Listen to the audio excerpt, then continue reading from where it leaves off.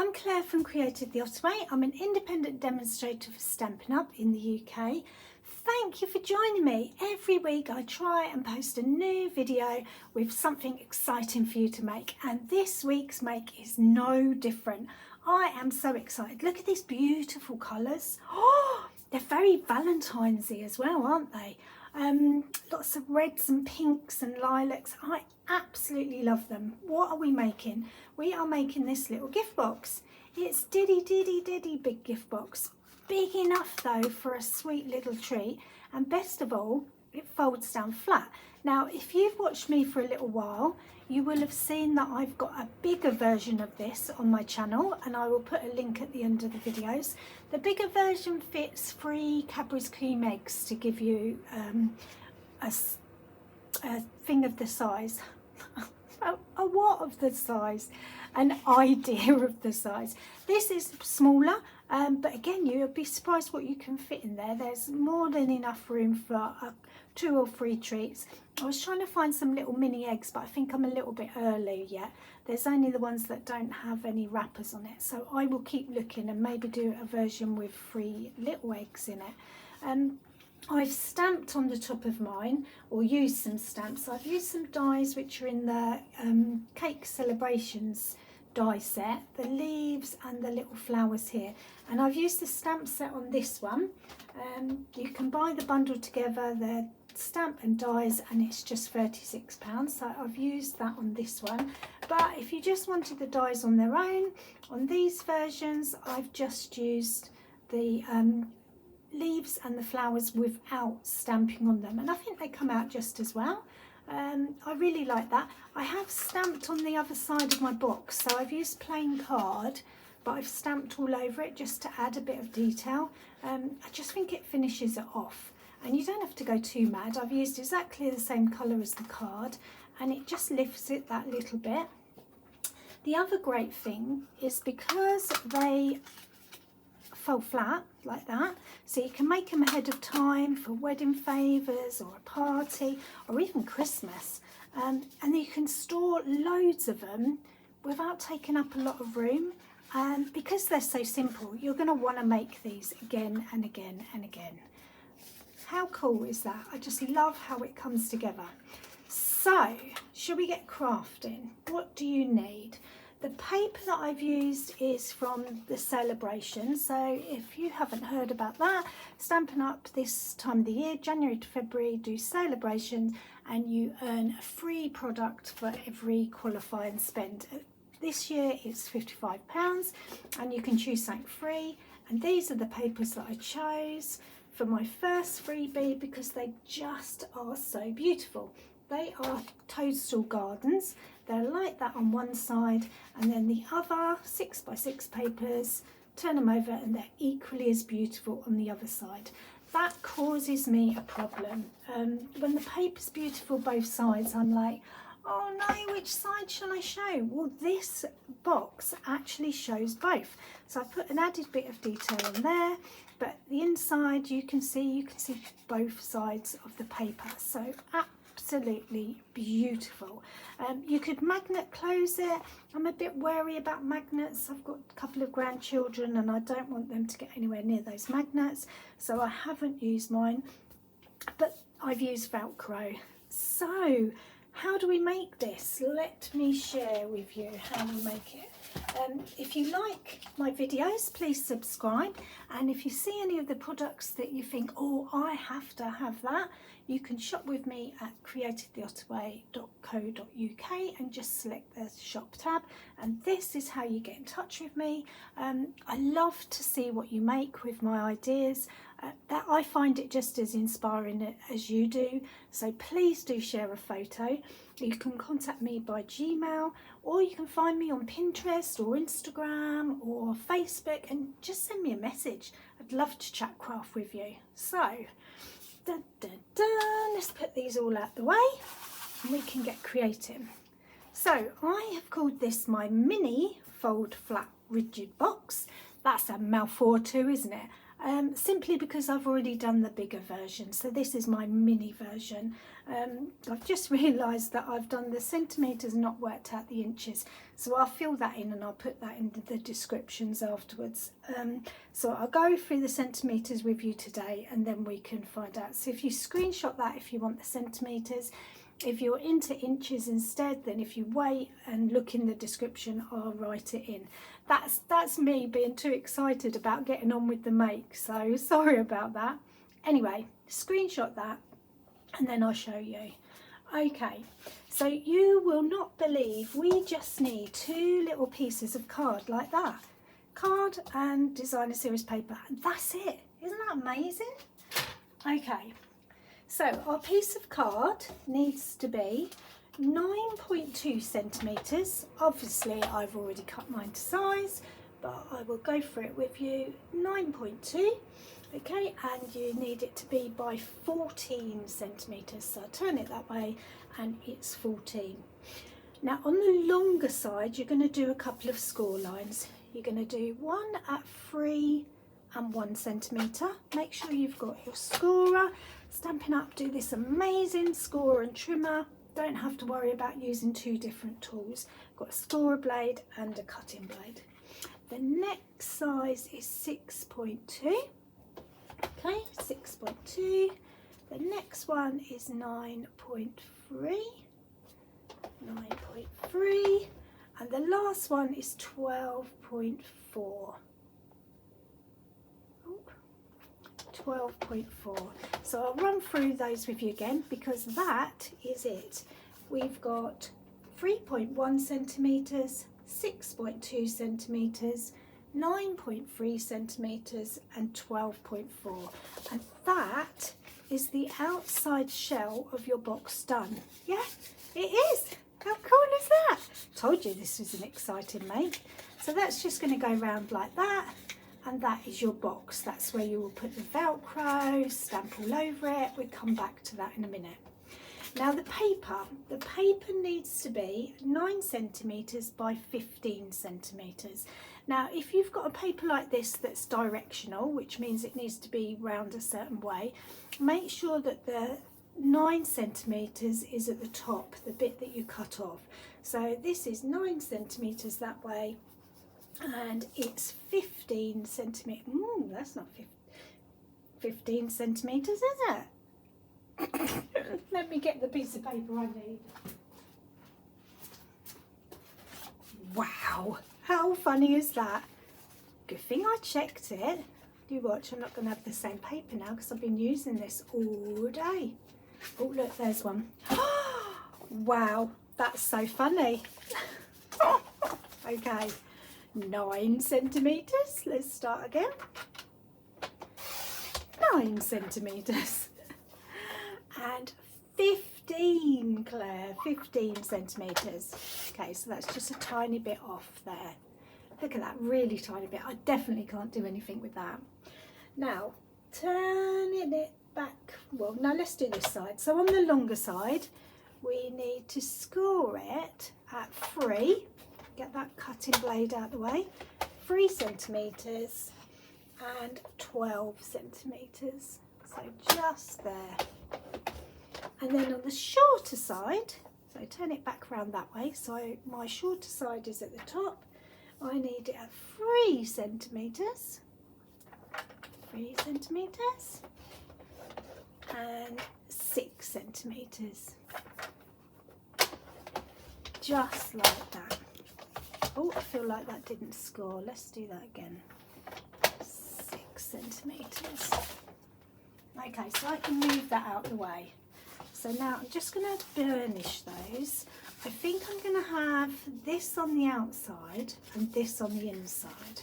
So I'm folding everything inwards. Okay, there's not really that much to fold in. So you can see already that that's what my box is going to be. But I need the corners to fold in. Now there's a couple of ways you could do this. You can either get your embossing tool and score from this point here to this point here. Or you could just fold it. So what I'm doing is folding that side over, and that crease line there, I want it to come across and meet. Okay, so I'm making sure that it's like that, and then folding it down. So while I'm folding it, I'm making sure that it's in line there and it's in line there. There's no sort of overhang, and that makes that little action there on the corner. Okay, so I'm just going to fold it to this way, and I push it in with my thumb, and I'm going to do it again on this side. Okay, so again, sorry, I moved it really close to me. I'm pushing it in, making sure that it's lined up, but also lined up at the top. So if this is just too fiddly for you to do that, you're just like, what is she going on about? Get your embossing tool and go from point to point. So I've done those two folded. I'll show you how to do this one. So I put it on that point there, okay, and I'm just going down to the corner. So just down that way, and I'll do it on this side as well. Makes no difference. One is not better than the other. It's just what suits you. Okay. So that's now done. This take your pick tool is so handy. I've had it for ages, but all of a sudden I'm like, oh, it can do that. Oh, it can do that. Crazy, isn't it? Okay. I'm doing that side because you end up doing it with your fingers anyway, but having a score line just helps, like that. Okay, so now all those corners come in. Can you see? They want to come in. So what you need is your glue, and this is the only tricky bit. You need this triangle here. So can I? Let's colour it so you can see. So this bit here, doesn't matter that I've drawn on it because I'm going to stick it down. So you just put glue on that triangle. So do the same on this side. Okay, and then I fold it over. Just do that. So you can see already that this bit hasn't got glue on, but this bit has, and this bit has. I'm going to do the same here. So it's this triangle here and this triangle here.